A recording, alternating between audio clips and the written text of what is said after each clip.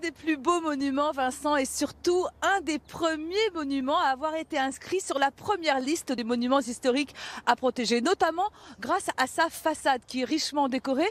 Une façade qui date du XIIe siècle, date de construction de cette cathédrale qui s'est construite en un temps quasiment record, en 40 ans.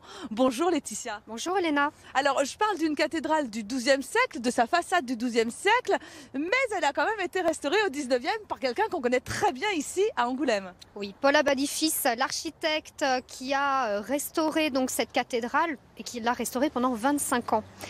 Son objectif à Paul Abadie-Fils, qui redécouvre le Moyen-Âge à une époque où le Moyen-Âge est vraiment dénigré, c'est de redonner sa pureté originelle au monument. Donc il va s'attacher à détruire les ajouts qui avaient été faits après le XIIe siècle pour retrouver la pureté d'origine, la pureté romane originelle du monument. Et on le voit donc sur cette façade qui est richement décorée, qui raconte une histoire.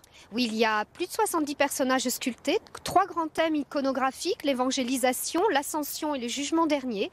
Et Abadie donc va très peu toucher cette façade, à l'exception de la partie haute qu'il va terminer à son goût, elle n'est pas achevée, donc il va rajouter le mur pignon en triangle et les 2 petits clochetons latéraux. Il ajoute aussi des cavaliers. Oui, les 2 cavaliers qui se trouvent de part et d'autre du portail, donc qui représentent Saint-Georges et Saint-Martin qui partagent son manteau pour le donner à un pauvre. Il faut aussi qu'on parle de cette frise qui est sur la droite du portail de la cathédrale. Oui, la chanson de Roland qui relate un épisode donc qui s'est déroulé à l'époque carolingienne, la libération de la ville de Saragosse par des cavaliers, par le neveu de Charlemagne, et qui vient en écho avec un épisode qui se passe au moment où on construit la cathédrale en 1118. La ville de Saragosse est à nouveau libérée des musulmans par les chevaliers aquitains qui sont encouragés par l'évêque de l'époque. Et si vous vous approchez plus près de cette cathédrale, eh bien vous aurez sans doute l'occasion d'apercevoir une fleur, une petite rose qui figure sur l'ensemble des monuments qui ont été créés par Paul Abadie. Merci Elena, justement Angoulême. Et je vous entraîne cette fois-ci, Vincent, dans les grands salons de l'hôtel de ville d'Angoulême. Alors regardez, ai-je besoin de dire que c'est majestueux, du sol au plafond, tout a été pensé, tout a été dessiné par ce fameux architecte, Paul Abadie-Fils, qui concentre quand même le plus de monuments protégés du 19e siècle. Laetitia, quand je dis que c'est difficile de décrire un style de Paul Abadie, ici on a tout un tas de styles concentrés. Oui, ce monument, cet hôtel de ville, ce palais municipal est un monument de style éclectique qui emprunte à différents styles architecturaux.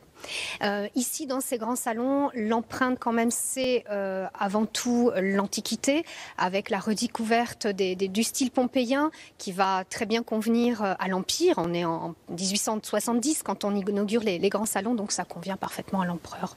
Lequel Paul Abadie était très pointilleux, puisque quand je dis qu'il a tout dessiné jusqu'au bouton de porte. Oui, il a dessiné, c'était un très grand dessinateur, hein. Il a vraiment fait ses études à l'école des Beaux-Arts de Paris, il a un talent certain. Il a dessiné donc jusqu'au dossier des fauteuils, mais jusqu'aux poignées de porte qui reprennent la devise de la ville d'Angoulême et le blason de la ville. Donc tout est parfaitement étudié. Alors l'éclectisme, on le trouve à l'intérieur, magnifique, mais aussi à l'extérieur. Là aussi, on peut dire que ça en jette dans plusieurs styles.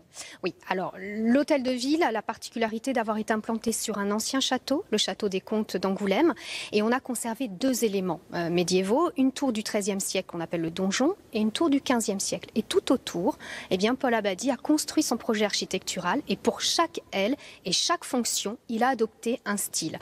Nous, ici, on est actuellement dans les grands salons qui s'inspirent à la fois du style empire, mais aussi d'une référence à la Renaissance, alors que l'aile réservée, l'aile du pouvoir, qui est l'aile qui abrite le bureau du maire, emprunte davantage au Moyen-Âge avec notamment un élément imposant, un beffroi de plus de 50 mètres. Un beffroi qu'on a l'habitude effectivement de retrouver dans le nord de la France ou dans le nord de l'Europe. C'est un des seuls ici, dans la région de Charente. Merci Elena.